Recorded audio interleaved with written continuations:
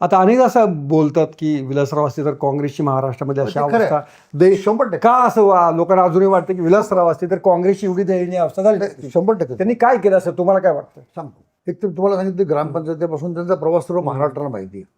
राज्यमंत्री म्हणून असतील, कॅबिनेट मंत्री म्हणून असतील, स्वर्गीय शंकरराव चव्हाण यांच्या मंत्रिमंडळात एकाच वेळी या माणसाकडे 6 खाती, एक एक खातं सांभाळणं अवघड आहे. अत्यंत महत्त्वपूर्ण 6 खाती इतकी यशस्वी त्यांनी राबवली, शांतपणे, कुठेही विचलित नव्हता, ती त्यांनी दाखवली. एवढंच नव्हे तर मी आता 2 IAS अधिकाऱ्यांची नावं घेत नाही, पण एक असं कसं होतं की एक मानसिकता काही लोकांची पसरवली जाते. मंत्री काय, मंत्र्यांना काय, काही मंत्र्यांना असे कमी शिकलेले असतात. मग IAS अधिकारी म्हणजे विद्वान वगैरे असतात, ते ठीक आहे, असतात पण नाही असं नाही. पण तो जो एक हे होता, तर कधी कधी 2 IAS अधिकारी मला आठवतात, त्यांनी त्यांची फाईलवर ॲपॉलॉजी, माफी लिहून घेतली.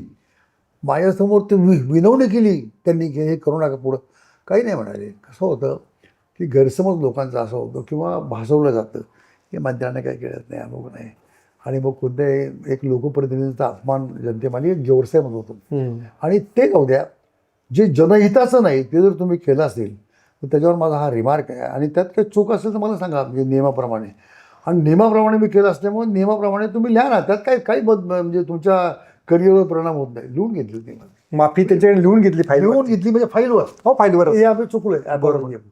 आता मी नावं सांगत नाही तुमची तुम्हाला, पण ही ताकद विलासरावांच्यामध्ये. बरोबर. Pune's Pride Sunny's World, Life in Funshine. Resort weddings, events, restaurants, adventure wellness. Sunny's World, perfect destination for every occasion.